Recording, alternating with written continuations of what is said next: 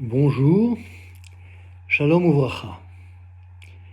Parashat HaHaremot, nous allons étudier, en nous basant sur la pensée du Rav Zaks, le rituel étrange du bouc émissaire, tel qu'il était pratiqué dans le tabernacle, puis dans le temple.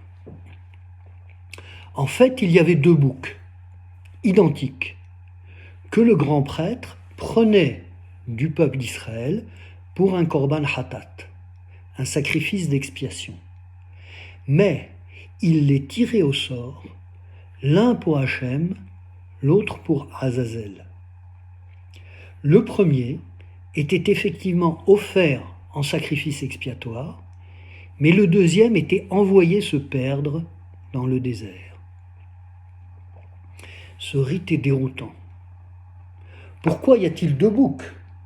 Et pourquoi, alors qu'ils sont identiques au départ, subissent-ils un sort différent ?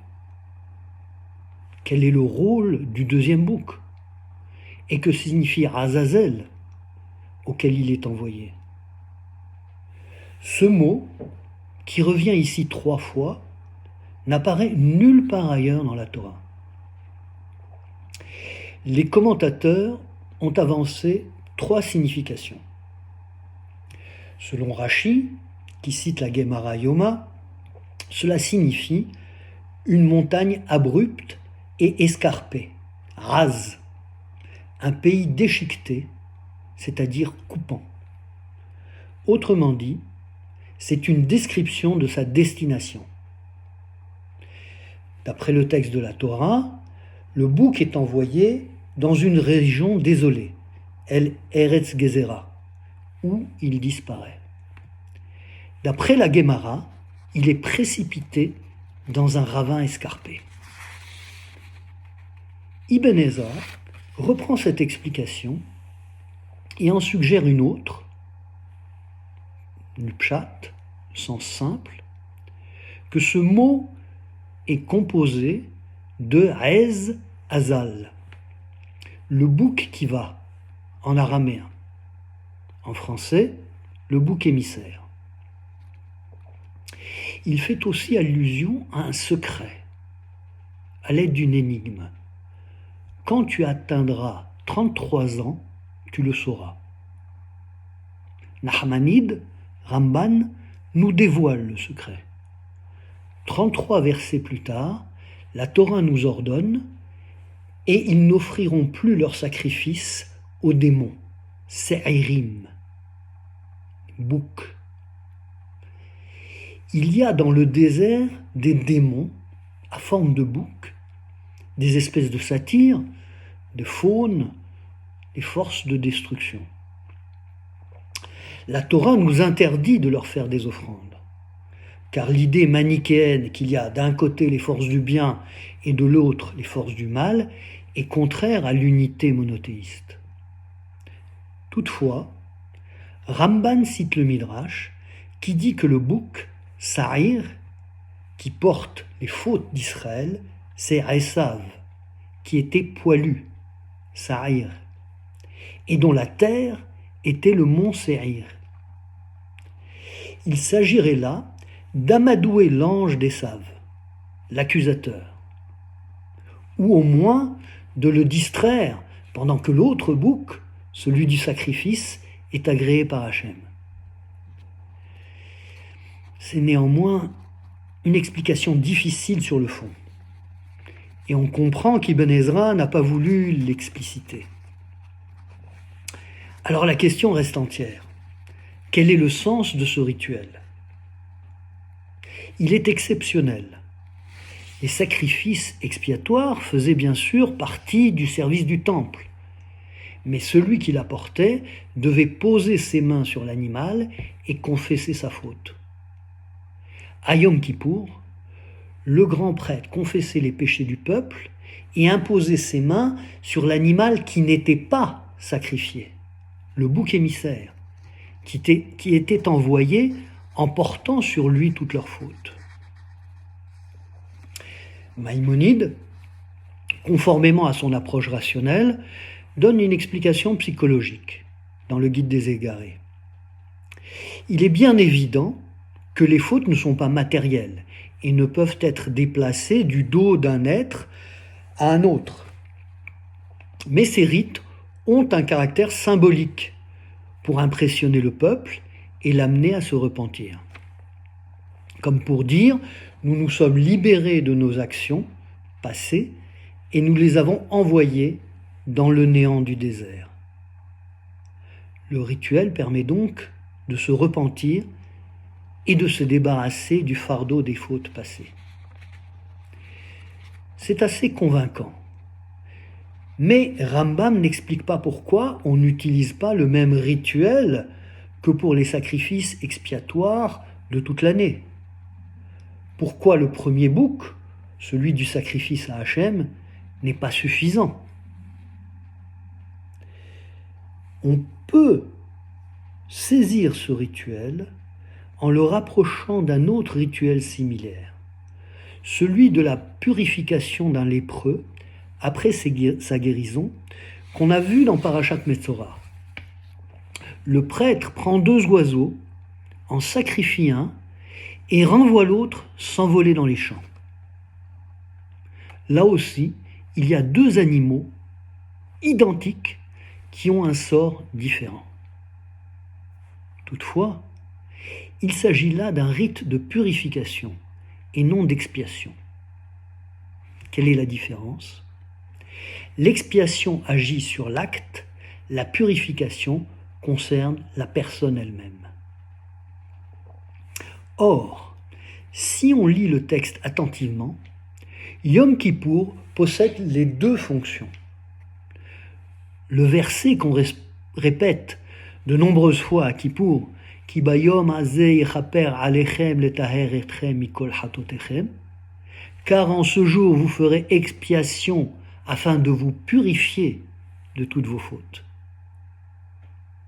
Nos actes sont pardonnés et nous sommes purifiés. Le Rav Sachs fait appel à l'anthropologue Ruth Benedict, qui a étudié la société japonaise et qui a introduit la distinction entre culture de culpabilité et culture de honte. La honte est un phénomène social. C'est ce que nous ressentons quand nos actes répréhensibles sont exposés aux autres. On peut même la ressentir si on imagine le regard des autres sur ce que nous avons fait. La honte est le sentiment d'être découvert et notre relation instinctive est de nous cacher. C'est exactement ce que Adam et Ève ont fait après leur faute quand ils ont entendu la voix de Dieu. La culpabilité, elle, est un phénomène personnel. Elle n'a rien à voir avec le regard des autres et tout à voir avec le regard que nous portons sur nous-mêmes. La culpabilité est la voix de la conscience, une voix intérieure. Vous pouvez éviter la honte en évitant d'être découvert, mais vous ne pouvez pas éviter la culpabilité. Elle est inéluctable. La culpabilité est connaissance de soi. Elle a été critiquée sur son caractère oppressant, mais elle a une autre caractéristique qui permet de comprendre pourquoi le judaïsme est essentiellement une culture de culpabilité, plutôt que de honte. La honte s'attache à la personne. La culpabilité est liée à l'acte. Il est quasiment impossible d'enlever la honte une fois que vous avez été déshonoré, publiquement. La tache sur votre honneur est indélébile, une marque qui ne s'efface pas. Dans les cultures de honte, les fauteurs sont exclus. Ils n'ont plus qu'à se cacher, à s'exiler ou à se suicider. D'où le fameux harakiri dans la culture traditionnelle japonaise. Étrangement, cela revient dans notre société de l'image. C'est la base de la cancel culture. La culture de la culpabilité, elle, fait une distinction claire entre la faute et le fauteur. L'acte était mauvais, mais son auteur reste en principe intact. C'est pourquoi la culpabilité peut être enlevée, la faute peut être pardonnée par le repentir qui comprend la confession, le remords et le dédommagement. Ne hais pas le pécheur, mais le péché. C'est l'axiome de la culture de culpabilité. On comprend maintenant le processus de purification du lépreux. D'après les sages dans la Gemara Achin, il a été atteint par la lèpre car il a médit de son prochain. Il a porté atteinte à son image. Il a souillé son honneur. C'est pourquoi son corps porte la tache de la souillure et il est à son tour exclu de la société. Il doit donc à la fois apporter un sacrifice expiatoire pour sa faute, mais surtout être purifié de l'atteinte à la personne pour pouvoir revenir au sein de la société. En fait, toutes les fautes comportent deux dimensions. Une atteinte au monde et une atteinte à nous-mêmes, à notre propre être. C'est pourquoi le rituel de Yom Kippour prend en compte ces deux aspects par deux processus différents. Kapara, le pardon, et Tahara, la purification. Le pardon ne peut être accordé que par celui qui a été lésé. C'est pourquoi Yom Kippour n'expie que les fautes envers Dieu. Dieu lui-même ne peut pas pardonner les fautes commises envers notre prochain, avant qu'il nous ait lui-même pardonné.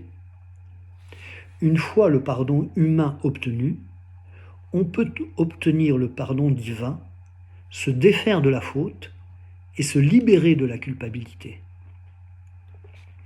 Mais reste la honte. Notre victime nous a peut-être pardonné, mais notre réputation est entachée, notre honneur est atteint. Pour laver cette tache sociale, il faut une cérémonie d'une grande puissance dramatique, où le peuple pouvait voir leurs fautes symboliquement emportées dans le désert et sentir leur honte disparaître dans l'oubli. C'est là la raison d'être des deux boucs. Le premier, pour Hachem, expie la faute et libère de la culpabilité. Le deuxième, le bouc émissaire, pour Azazel, efface la honte.